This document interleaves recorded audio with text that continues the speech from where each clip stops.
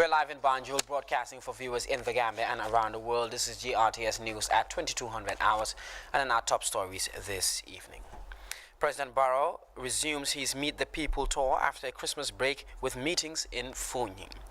65 youth activists across the country participates in a national dialogue on peaceful campaigning and elections in the Gambia, jointly organized by the National Youth Council and ECOWAS. The Ministry of Environment, Climate Change and Natural Resources engages media practitioners on climate change education and reporting. The Ministry of Lands, Regional Governments and Religious Affairs boosts efforts to decentralize its services to rural Gambia. And in other news, a joint United Nations and African Union peacekeeping mission in Darfur set to end 13 years of operation on December 31st after a resolution to terminate its mandate. These and much more coming ahead in the news with me by Ibrahim Cham. Many thanks for joining us.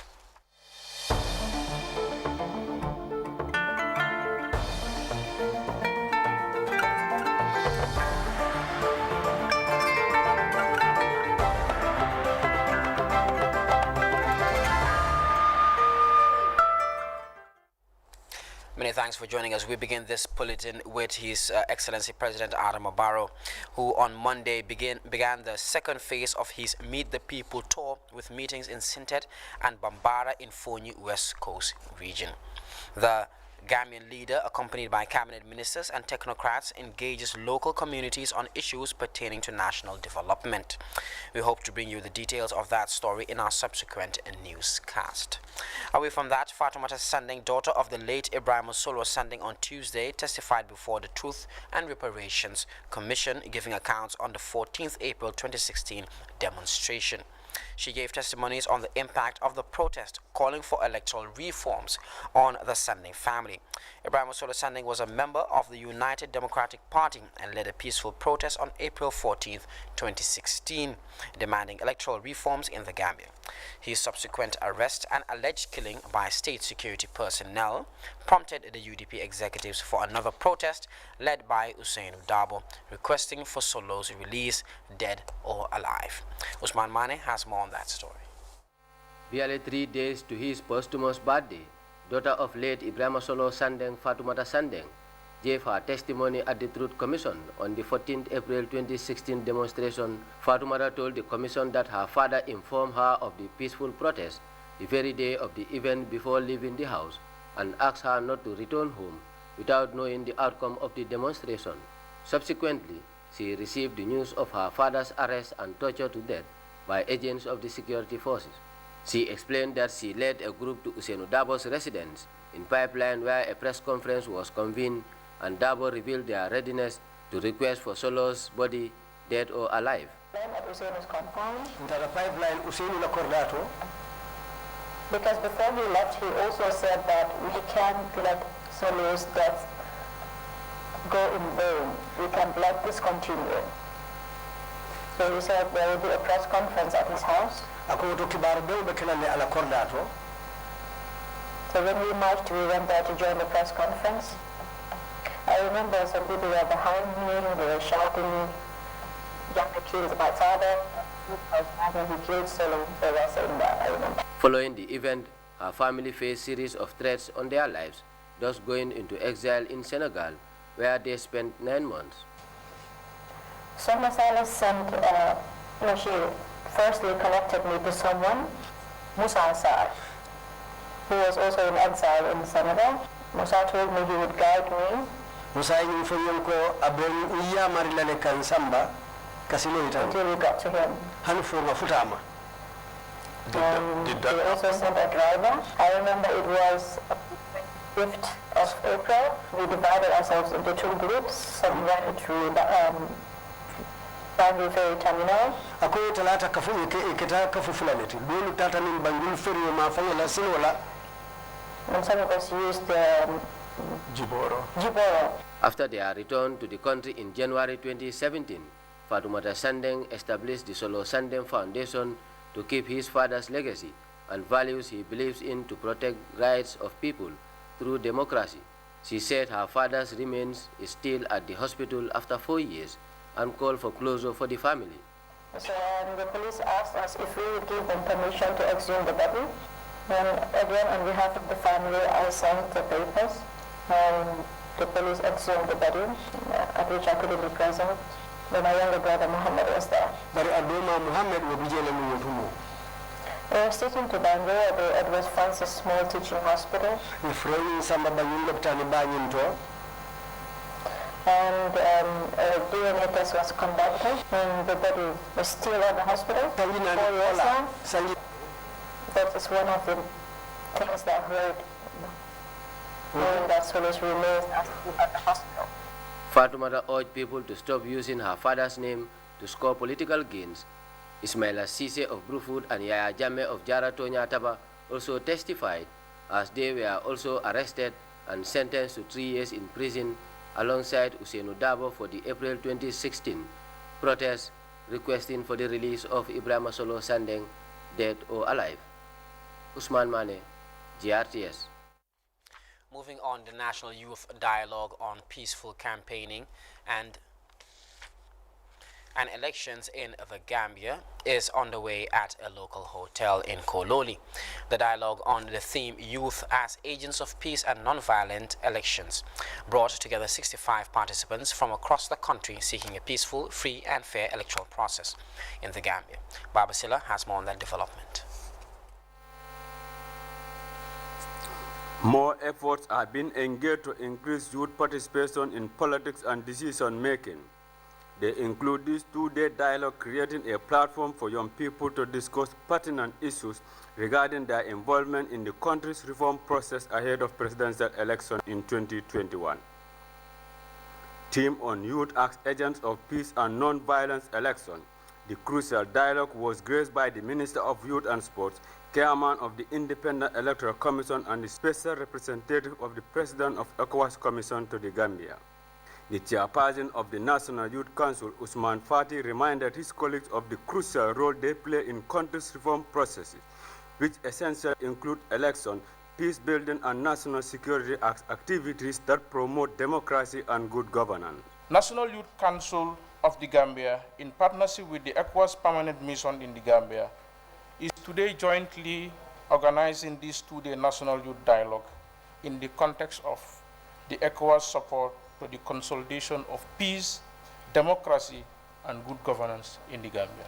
Representing the President of ECOWAS Mission to the Gambia, Claudio Kondo, a political advisor to the mission, lauded the initiative as crucial and timely ahead of the country's presidential election, while highlighting numerous interventions ECOWAS has undertaken since the change of regime in 2016. ECOWAS has been in the Gambia since March 2017, after the political interregnum. And we have supported various activities to promote national cohesion and democratic governance. Distinguished ladies and gentlemen, I'm here this morning with you to reiterate the commitment of ECOWAS towards stabilizing the Gambia and making sure that Gambia achieves the priorities of the national development. Ali Momonjai is the chairman of the Independent Electoral Commission. I would also appeal to you, the youth, some of whom may not have a voter's card. Next year, we are going to do a complete voter registration. Even those of us with cards, that those cards are invalid. So the whole country will be informed where we'll be, when we'll be, and how to do it and when to do it. And party agents and candidate agents are always invited to come and witness everything from the beginning to the end. And at the end of the day, we paste those who are registered in the polling station so that anybody who has any objection can object. The country's electoral chief explained the consequences of election while highlighting critical factors that influence election crisis and violence. The Gambia's electoral chief urged the young people to carry themselves in a responsible manner during the process. Youth and Sport Minister Bakr Baji, who presided over the opening ceremony, appealed to young people to always distance themselves from hate speech, tribalism, and violence.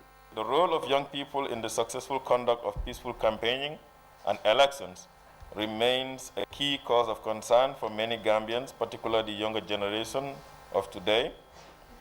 And the third is that young people have both been victims and perpetrators of heinous crimes pre, during, and post-elections in most parts of the sub-region. It is therefore right that we learn from these lessons and prepare the young constituency to take its rightful role in the maintenance of peace throughout the election cycle. The National Youth Council was established by an Act of Parliament in 2000. The agency is actively operating in all 7 administrative regions and districts with over 125 registered national and community-based youth and civil society organizations under its fold. The agency is mandated to mobilize, coordinate, and supervise youth groups as well as support national youth programs and advise the government on youth matters. For GRTS News, I am Baba Silla. GRTS has been informed of a riot in Tanje village this afternoon after a woman was allegedly killed at the beach side. Earlier in the news, we spoke to the police PRO, Superintendent Lamin Jai, to establish facts on the matter. Welcome to the news, Mr. Njai. Good evening and thanks for having us. Now, Mr. PRO, please tell us more about the incident. What really happened in Tanje? Very well. We have got information on Sunday that a woman has been missing, and this matter was reported to the police. And so the police officers have documented this report, and they have opened a case file, and this file has been forwarded for investigation. And so the investigations are ongoing, and today we received information that the body of a woman has been found somewhere on the outskirts of the village of Tanje. And so the police rushed to the scene with some medical personnel to look into the situation, and they were able to identify the woman later as the woman that was missing. And so investigations continued from there. And so we have been able to gather information and reports, and so a particular individual, a suspect in the matter, has been arrested by the police. Like you have mentioned, during the course of this situation, some members of the public within that area have came out definitely, and they were sort of obstructing and demanding that the police hand over the suspect to them so that they could do some form of a mob justice. And so that was the situation that came up there, because the police wanted to ensure that the situation is calmed down so that the investigations can go on about with their job. Okay, Mr. PRO, who is this woman and what more do we know about her?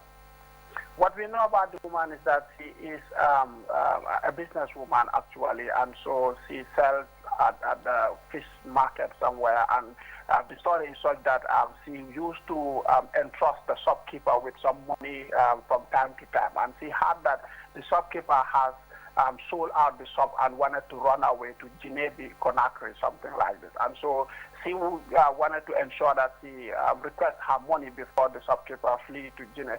And so eventually that was the cause of the problem between her and the shopkeeper. And since then, when the shopkeeper, we understand, has given her an appointment to come and collect her money, and since that day it was the last when people saw the woman. Is the shopkeeper the suspect? Exactly. The shopkeeper is the suspect, and he is arrested and currently helping the police in their investigation. In fact, as we speak, the police have charged him with murder because we have got sufficient evidence to connect him to the murder of the woman that passed, the deceased woman. Okay. Now, what will be your advice to the public with regards to the rioting? Very well. We want to assure the public that the police are up to task and they can do their job to investigate and be able to prefer appropriate charges and put people before the court and get them prosecuted for the offenses, the criminal offenses that they have committed. So we want the public to allow the police to do their job, especially when under some circumstances, so that people don't take the law into their own hands or want to or undergo mob justice against other people, because in every civilized society, the law and the due process must be allowed to take its course. Welcome to In another development, the Ministry of Environment, Climate Change and Natural Resources, through its communication unit on Tuesday, organized a day-long training program for media practitioners on climate change education. The capacity building forum targets 25 environmental journalists and community radio stations, courtesy of an organization dubbed Support to Local Organizations, a mini grant given to network of journalists on environment, fisheries and natural resources. Aisha Jata, Gassama reports. This day-long forum will help environment journalists understand climate change issues as well as the role and functions of the Environment Ministry. The network of journalists on environment, fisheries and natural resources is a working media group focused on covering ecological issues towards sustainable development. We found it quite relevant to support the efforts of this organization in order that you will be able to be equipped with knowledge, requisite knowledge, of course, and to be able to go out there, capture activities that are undertaken by institutions.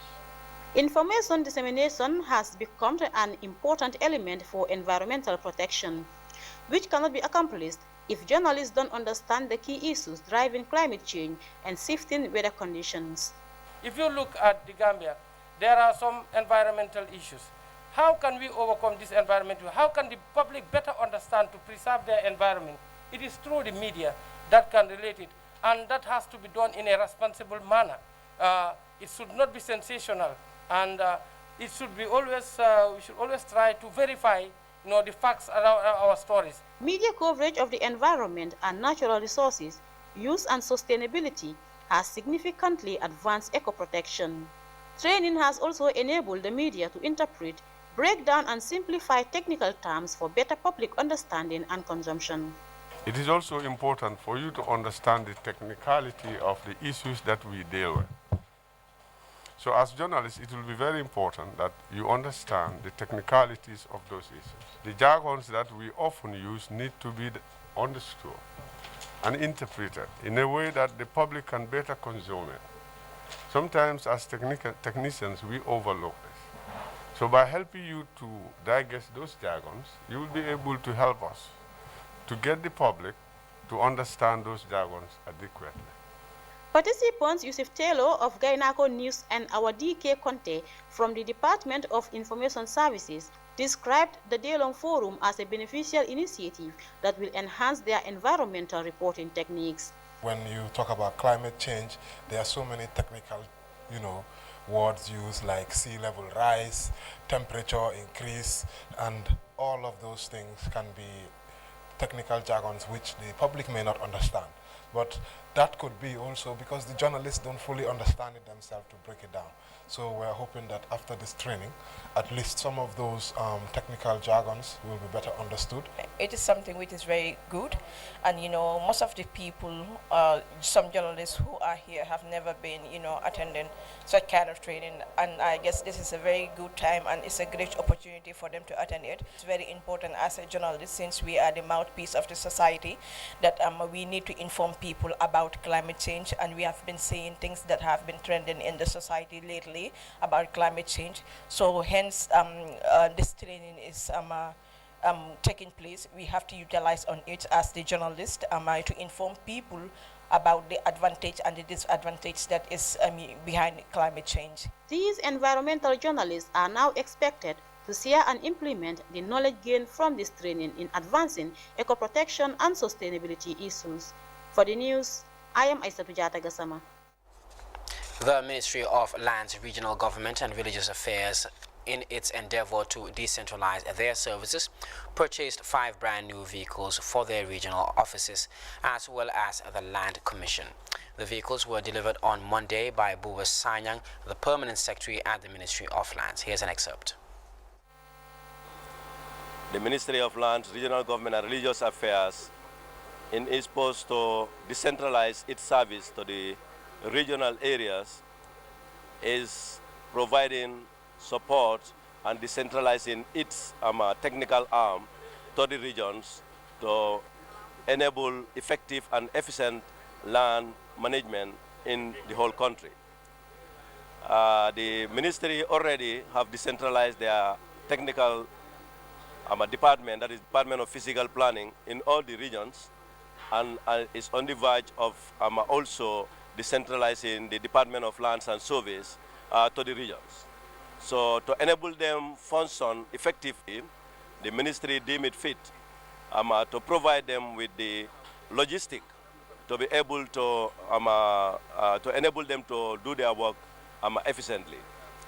The regions to benefit from this today's handing over of vehicles is the region of URR, that is the Upper River region, the Physical Planning Office, together with the Lands Office there, as well as the Central River region, and Lower River region, and the North Bank region. The representatives of the physical planning officers in those regions are with us here. You will recall that in the past, most of the transactions in these regions have been sent to the ministry, or we have to seek the support or the technical team. We've set up a technical team to go on a trek, to go and do some of these activities within the regions. So to reduce that pressure on the ministry, we've decentralized the offices in the region, and we are providing these pickups.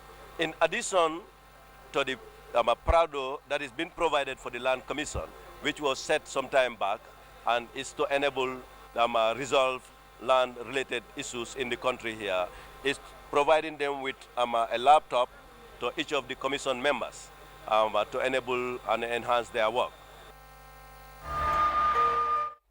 Meanwhile, the Jata and Job Kunda families of Busumbala and Jabang village, respectively, refused a trade-off to minimize damages associated with the demolition of houses of the victims of the land dispute. The media press briefing was organized by the Ministry of Lands to disclose the High Court ruling and the resolutions of the Jata and Jabang Kunda families' land dispute near the Jabang Social Security Estate. Louis Mende reports.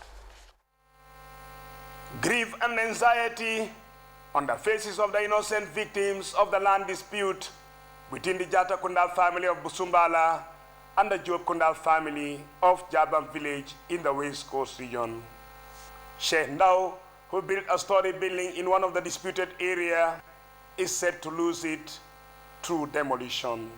The Jata family, who sold a piece of land to the Job family way back in 1998, ended up reselling part of the same piece of land to different individuals who planted solid buildings in their new homes, and the High Court has now passed judgment to evict them, as the Joe family requested that their land be returned to them. Buba Sanyang is the permanent secretary at the Ministry of Lands. After re-establishing the boundary of the lease, it became apparent that both parties, that is both Job Kunda and the Jata Kunda, have sold beyond their limits. After we did this particular field visit, we came to realize that Job Kunda sold more than what is within their lease, and also the Jata Kunda family has sold to people encroaching into the lease of the Job Kunda family. What is also interesting is that the Job family also encroached into the Jata Kunda family land when they were reselling their leased property, and the Jata family is now requesting that that portion of the land is returned to them. Buba Sanyang again. The ministry accorded both parties the right over their land after establishing the boundary. The demolition exercise is to be conducted, because once we establish the boundary, we establish who is where, rightly or wrongly. Those who are at the wrong side, they should be removed, so that the person will have his right, especially within the lease.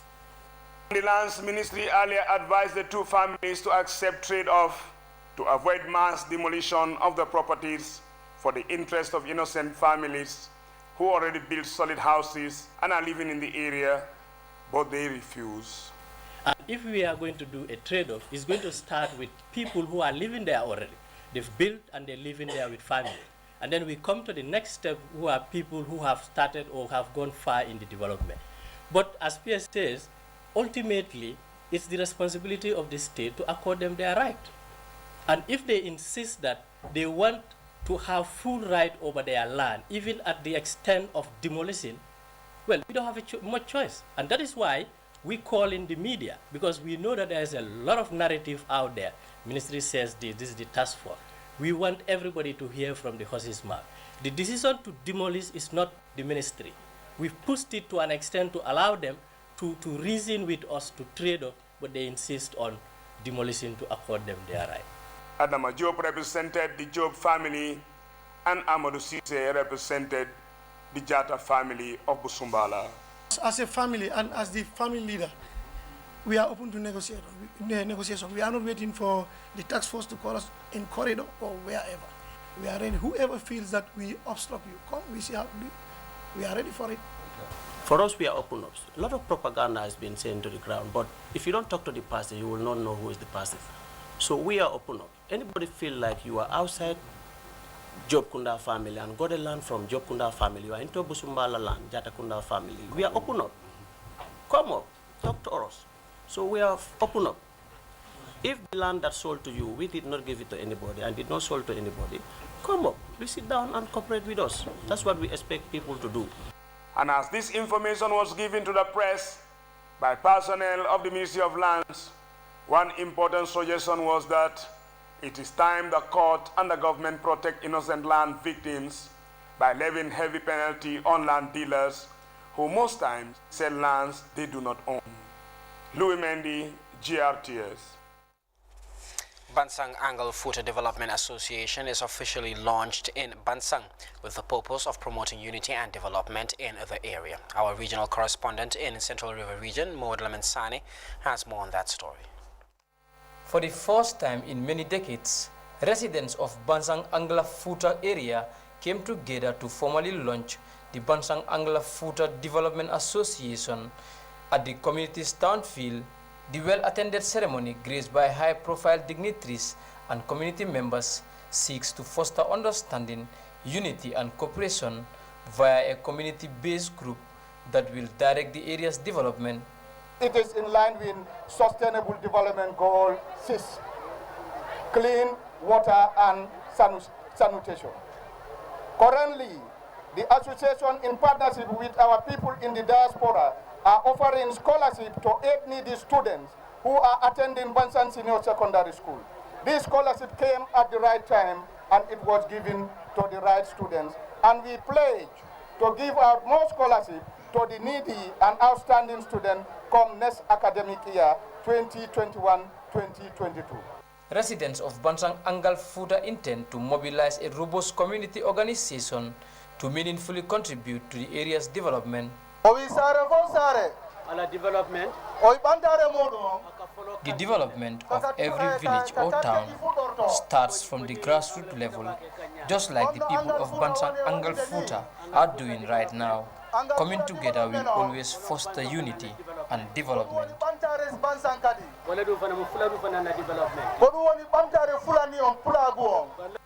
The region's officials see this communal mobilization as a crucial move towards sustainable development, allowing collective participation. The people of Bansang Angal Futa are assets to this country because they are highly skilled, involved in petty trading and entrepreneurship, and above all, contribute to the gross domestic product of the country.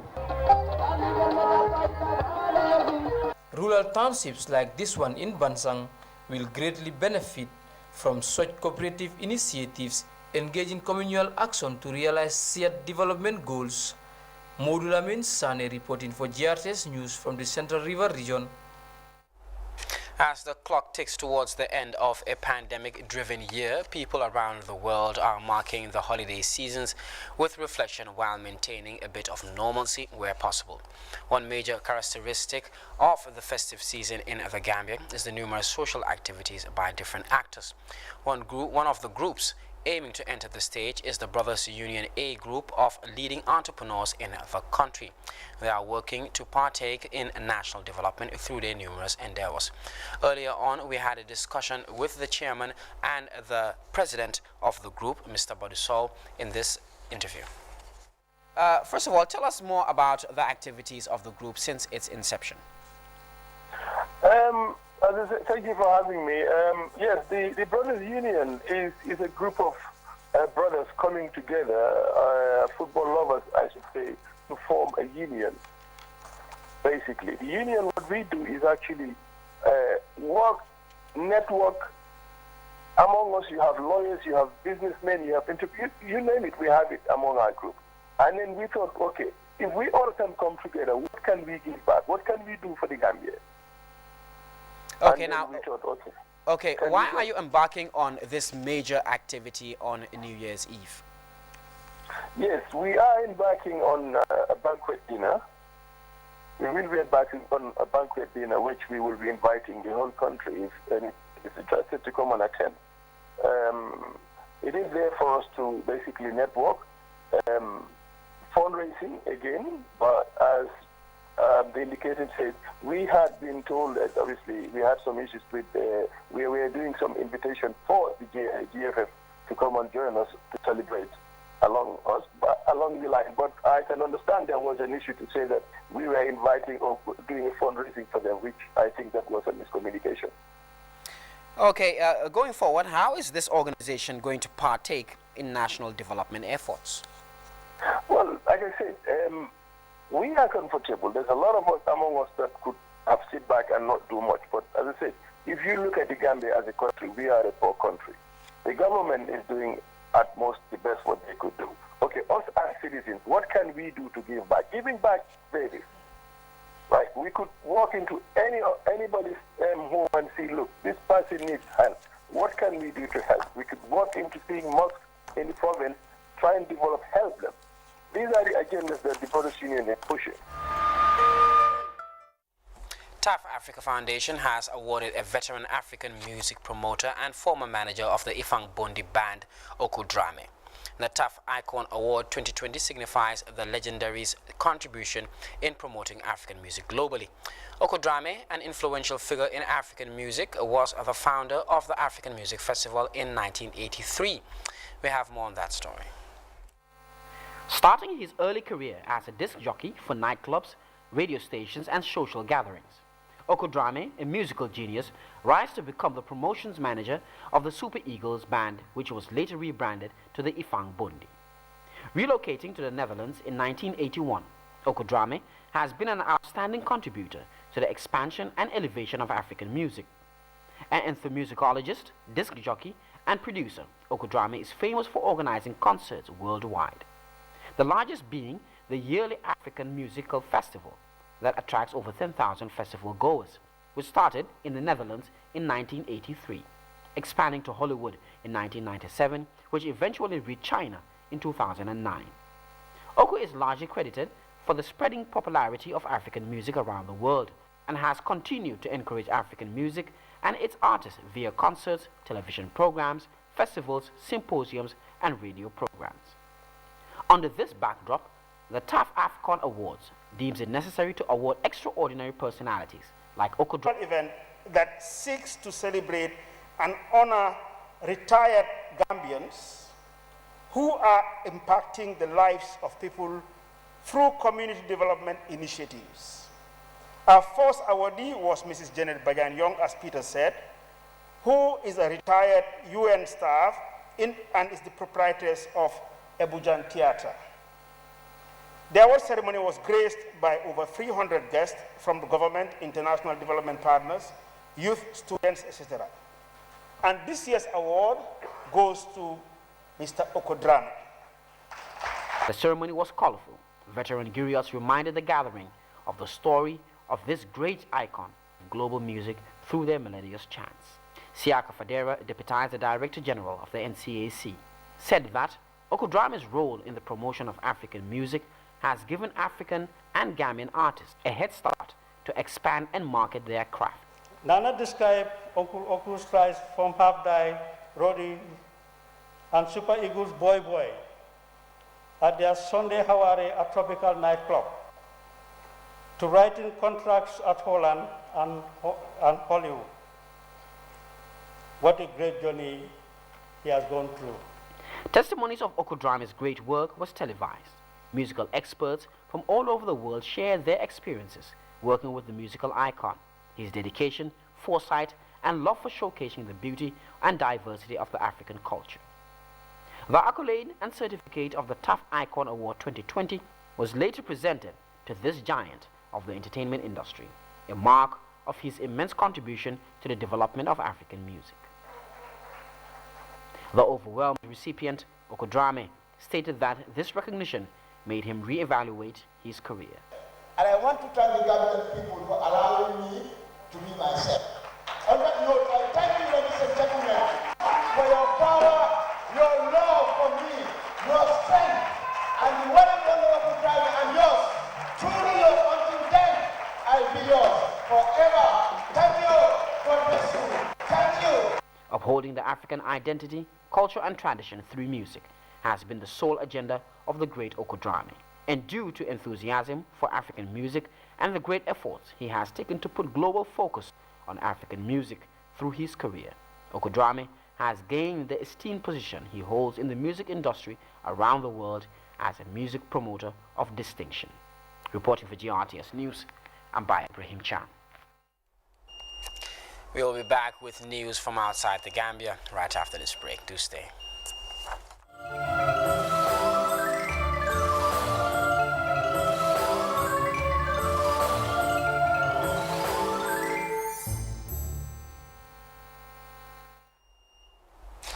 Welcome back. A joint United Nations and African Union peacekeeping mission in Sudan's Darfur region is set to end operations on December 31st, more than 13 years after it was established. The UN Security Council has unanimously adopted a resolution that terminates the mandate for the mission known as UNAMIL. CGTN's Yasir Hakim looks at why the UN forces were deployed. The end of the UNAMID mission is a turning point for Sudan after nearly 2 decades of infighting in Darfur. When the fighting intensified in Darfur from 2003 to 2007, the UN decided to send a military force. At the time, there were 26,000 personnel, including policemen, army soldiers, observers, and experts. There was also an African Union force of 9,000 personnel. It was supposed to be a one-year mission. However, the forces have remained until now because of the escalation in fighting and the worsening situation in Darfur. The forces were not only on a military mission, but also coordinated humanitarian aid and medical supply to refugee camps. Following the ouster of Omar al-Bashir, the transitional government said it has the ability to secure Darfur. In turn, the UN Security Council approved Khartoum's request to pull out the UNAMID forces from the North African country. But some experts are skeptical about maintaining stability in the restive region after the exit of peacekeepers. There's a lot of talk that the pullout will create a huge void on the peninsula. Even after the signing of a peace accord between the government and armed groups, there are still skirmishes and divisions on the peninsula. Leaving at this time threatens to create a security vacuum because the peace accord stipulates establishing a joint force between the government and armed groups in 90 days, but it hasn't materialized yet, and that puts the region in danger of chaos. UNAMID forces are expected to leave Sudan over the next 6 months, with hopes the government would have set up an alternative military presence in the region. Yes, Hakim for CGTN, Cairo. We will take another short break. The news continues momentarily. Do stay with us. Misfortune seemed its lot. We got into a drifting bank and we got upset. Jingle bells, jingle all the way. Oh, what fun it is to ride in a white horse open sleigh. Jingle bells, jingle. A look now at the day's weather report, courtesy of the Central Forecast Office.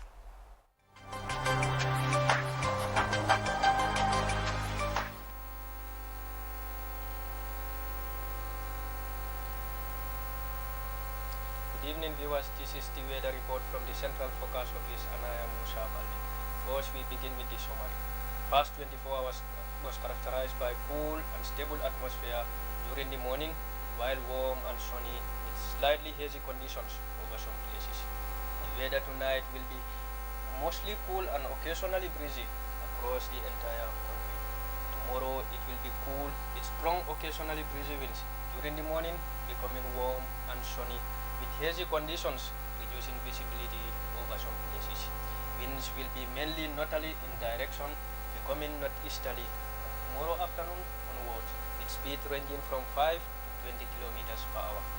Minimum temperatures are expected to be 17 degrees Celsius over the Greater Banjul area and Lower River region, 18 degrees Celsius over West Coast region, while it's 16 degrees Celsius over North Bank, Central and Upper River region respectively.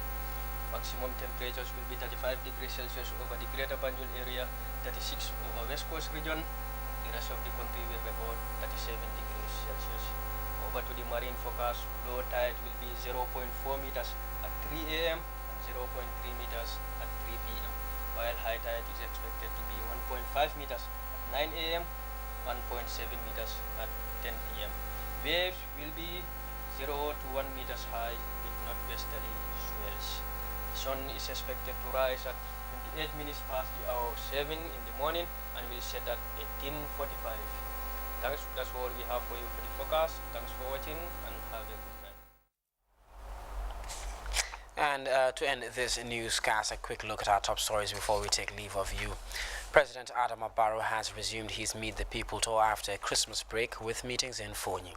Up to 65 youth activists across the country are participating in a national dialogue on peaceful campaigning and elections in the Gambia, jointly organized by the National Youth Council and ECOWAS. The Ministry of Environment, Climate Change and Natural Resources have been engaging media practitioners on climate change education and reporting. Plus, the Ministry of Lands, Regional Government and Religious Affairs is boosting efforts to decentralize its services to rural Gambia. And a joint UN and African Union peacekeeping mission in Darfur is set to end 13 years of operation on December 31st, after a unanimous resolution by the UN Security Council to terminate its mandate. That was all we had in this edition of GRTS News. Many thanks for the pleasure of your company.